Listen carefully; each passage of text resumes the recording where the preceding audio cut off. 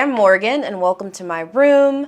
I'm a recording artist, songwriter, and also on my slim thick journey for the summer and just lifestyle in general. And today I want to talk about how I managed to lose 25 pounds over the course of 6 months. No dieting. I didn't do keto. I didn't do like a super strict low carb diet or super strict anything. Really, it was just more like lifestyle changes over the course of those 6 months that I decided to really take my fitness and wellness more seriously. So, just wanted to make some updates in my life and just to feel the best that I can and be in the best shape that I can be in and be able to maintain that. But again, it took me 6 months. I started at the beginning of December. I downloaded MyFitnessPal. I heard of it from a couple friends and also just on YouTube and decided to give it a try. By the way, this video is not sponsored. This is just what I happen to use as a caloric deficit app. There's a bunch of them out there. This is just what worked for me, the first one that I tried, and I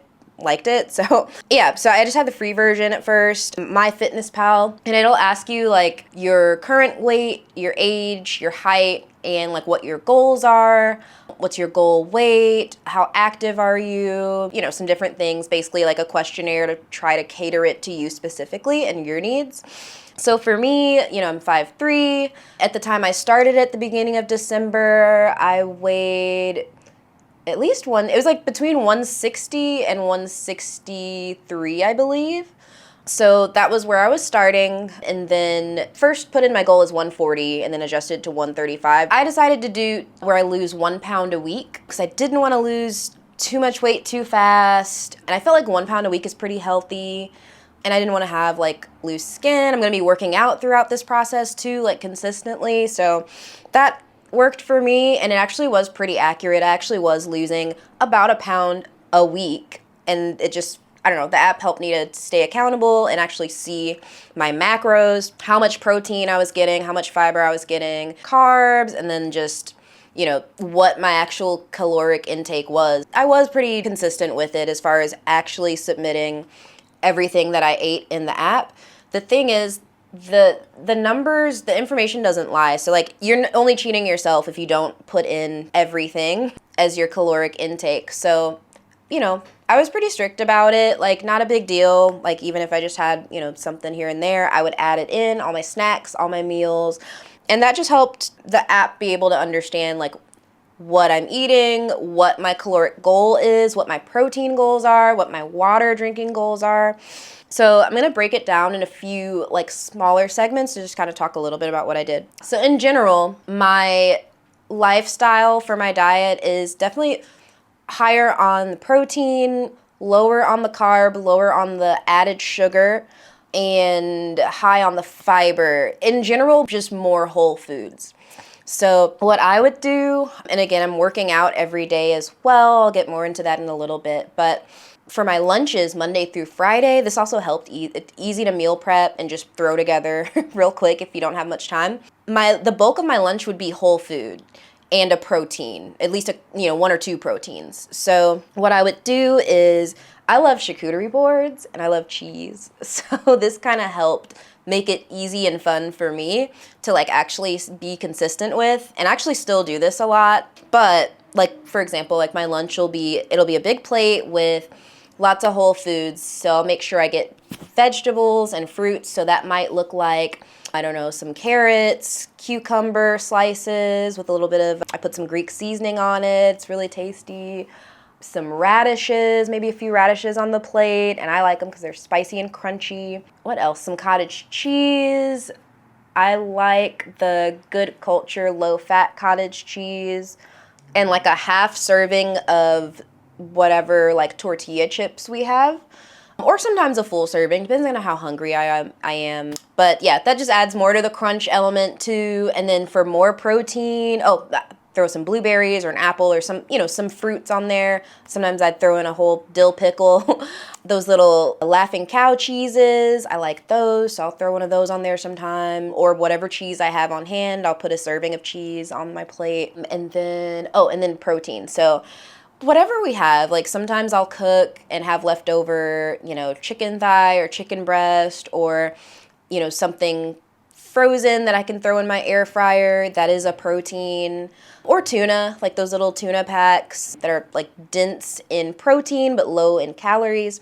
So I would throw one of those on my plate too with a little bit of seasoning. And honestly, that would be so filling. I would eat that and be satiated. Of course, I'll have a snack, some kind of snack with protein.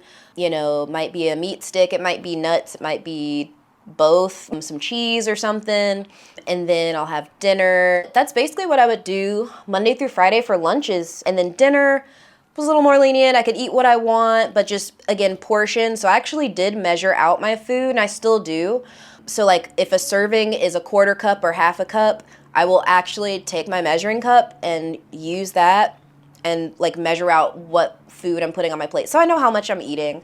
And obviously if I'm hungry, I'll have more, but I'll, again, measure it out and I'll throw it in the app just to really see what the macro and caloric breakdown looks like and just kind of go from there. That's basically how I would go, day to day. Oh, sweeteners. So I don't even keep sugar in the house, actually, which I didn't before anyway, so that was kind of easy to do. But I'll use monk fruit, stevia. Those are usually the two sweeteners that I'll use, whether it be like granular or in liquid form. Just depends on what I'm like cooking. Oh, allulose. That's another sweetener. I don't know if I mentioned that. But I use those. I also have agave, agave and honey. Those are fine. Just in moderation, So, and I make my own sauces a lot more now than I used to. Greek yogurt based dips and sauces are life-changing. Oh my God. So you can Greek yogurt and cottage cheese can turn into pretty much anything. Just depends on how you season it. So I would do that a lot, or, they have them out on the market if you want to go to the store and buy a yogurt-based dip. They have yogurt-based blue cheese, which is really good. They have some other ranches. I feel like the ranch is pretty easy to make at home, so I typically will just do that. And yeah, you just stir it up, season it how you want, throw a little bit of ranch packet in there, add a little bit of water or pickle juice, and that's pretty much it. You have ranch dressing, but it's way lower in calories and actually adds protein because you're using Greek yogurt. And I actually like to use the non-fat Greek yogurt, plain Greek yogurt. That's pretty much what I'll do for dips for the most part. What else did I swap out? I use my air fryer a lot. I don't deep fry anymore. Not saying that I'll never deep fry anything again. Of course, just everything in moderation. But again, throughout this journey, I was a little strict about it just because I didn't want to mess it up. And there were already so many other delicious choices of food that I had that I didn't feel like I was really missing anything.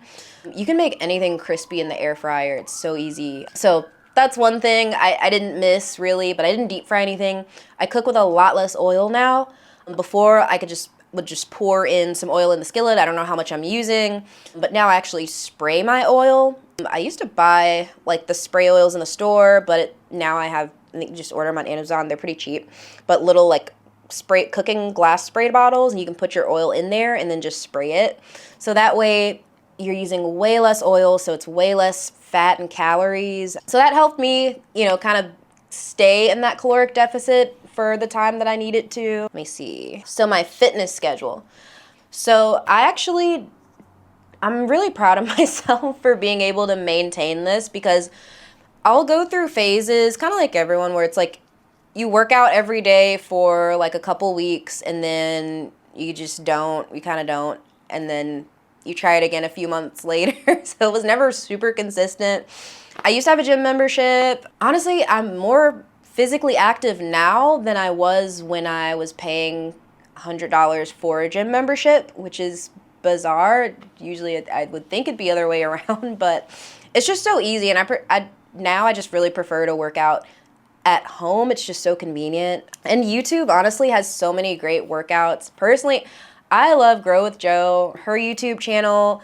I do one of her workouts every single day, or at least 6 days a week. During this weight loss journey over the 6 months, I would consistently do one of her 40 to 45 minute fitness videos, and it would really be more of a mixed cardio. So, a little bit of kickboxing elements, some walking, do some light weights, or mostly body weight stuff. So I would do that, every day, about 40 minutes, and burn 2 to 3 the 40-minute videos, I'd burn about 300 calories every time. So that was pretty good. I know that definitely helped kind of kickstart things while I'm also eating in a caloric deficit, which for me was about 1,300 calories. Again, I'm only 5'3", and I'm not super like, I don't play sports. I'm not super, like, physically active.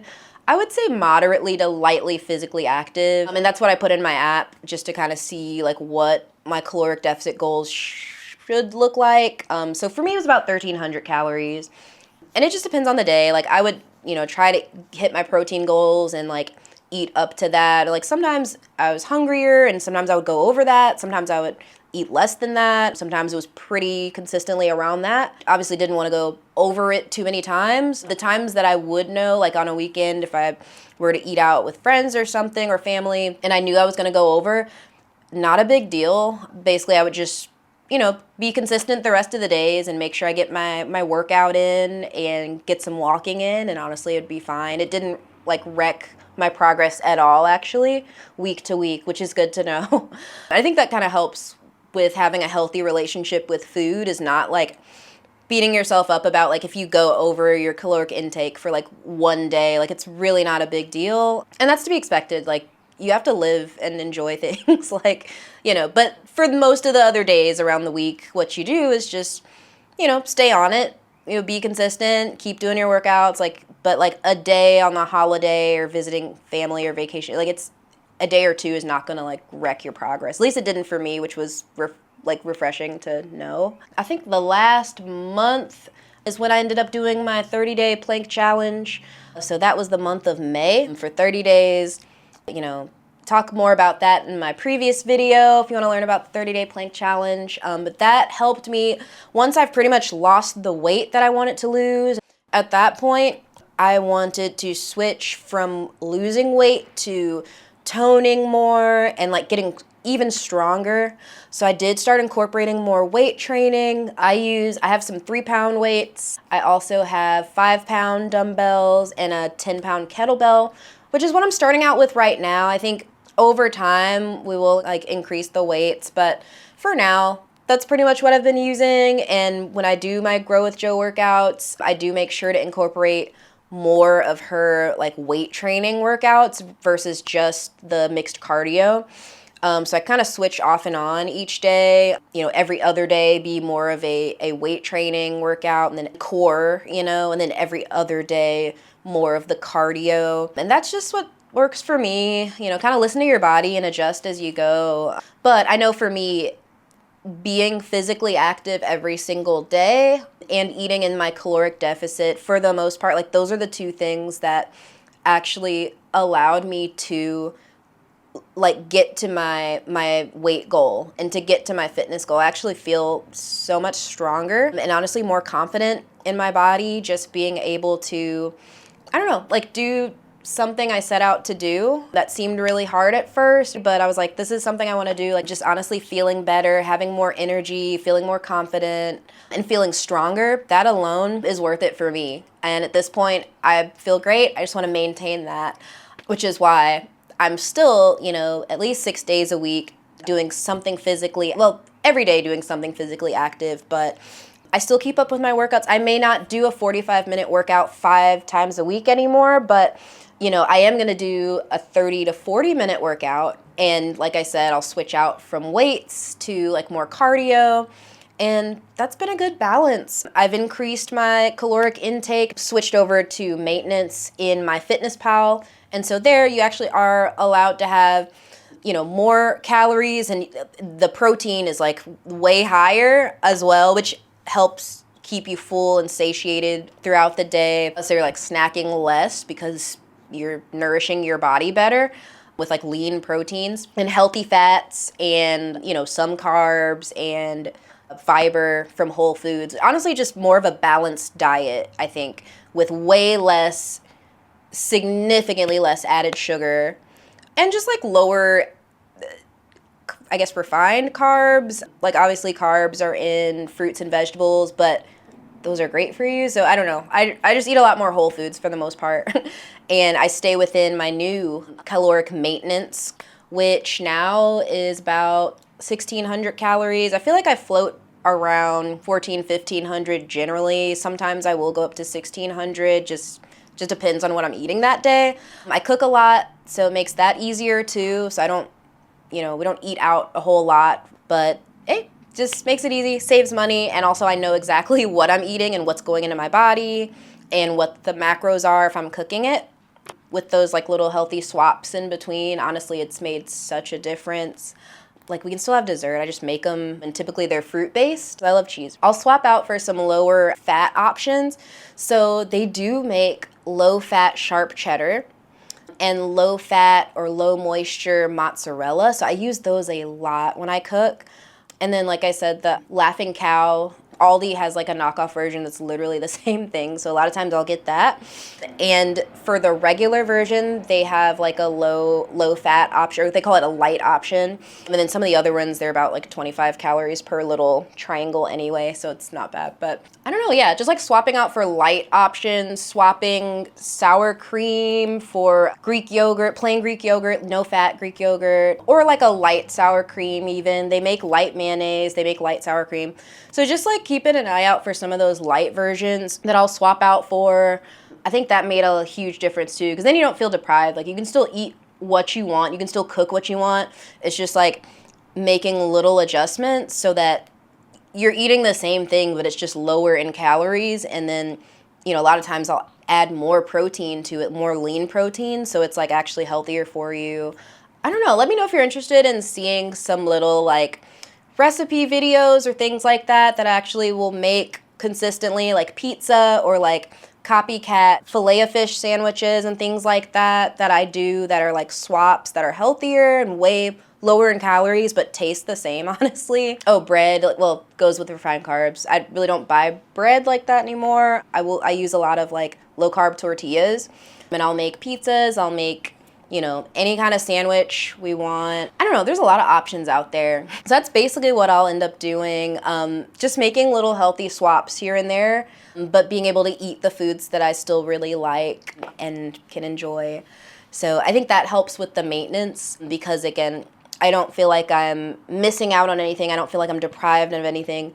And another tip I forgot to mention, actually, alcohol. So I drink less now, and for a couple different reasons. And it's not that I drank a whole lot before, but like, honestly, again, I was pretty strict starting out on this like weight loss journey, and I didn't want to mess it up, and I actually wanted to drop the pounds this time. So I was like, okay. It wasn't until I was actually uploading everything that I ate and drank in my MyFitnessPal that I realized how many calories are in the drinks that I would drink.